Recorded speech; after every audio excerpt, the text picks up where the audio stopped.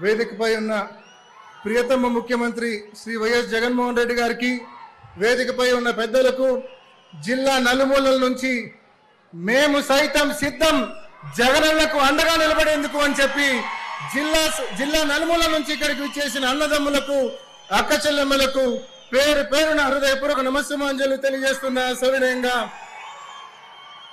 జగనన్న ప్రభుత్వం వచ్చిన ఈ 5 సంవత్సరాల్లో అనేక మార్పులు, అనేక ఆలోచనలు. నిజంగా ఆలోచించండి.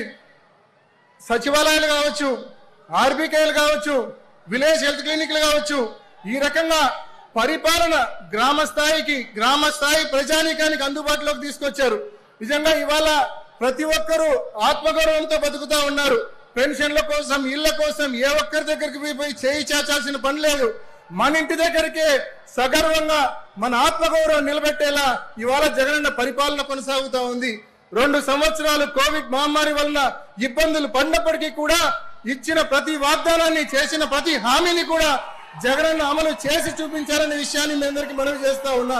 పెద్ద ఎత్తున సంక్షేమ పథకాలే కాకుండా పెద్ద ఎత్తున అభివృద్ధి కార్యక్రమాలు కూడా జిల్లాలోని అన్ని నియోజకవర్గాల్లో పెద్ద ఎత్తున అభివృద్ధి కార్యక్రమాలు జరుగుతూ ఉన్నాయి. ముఖ్యంగా ప్రొద్దుటూరులో అయితే ఇళ్ల స్థలాలు, పేదలకు ఇళ్ల స్థలాలు ఇవ్వడానికి స్థలం అందుబాటులో లేకపోతే జగనన్న ప్రభుత్వం 200 కోట్ల రూపాయలు వెచ్చించి స్థలం కొనుగోలు చేసి 25,000 మంది పేదలకు ఇళ్ల పట్టాలు ఇవ్వడం జరిగింది. ఇంత పెద్ద ఎత్తున సంక్షేమ పథకాలు, అభివృద్ధి కార్యక్రమాలు మన ప్రభుత్వం చేస్తా ఉంది. ఇంతేకాకుండా సాగునీటి విషయంలో ఇవాళ జిల్లాలో గండికోటలో మనం 27 టీఎంసీలు నిల్వ చేసుకోగలుగుతా ఉన్నాం. జగనన్న ప్రభుత్వం రాకముందు కనీసం 5 టీఎంసీల నీళ్లు కూడా అక్కడ నిల్వ చేసుకోలేని పరిస్థితి.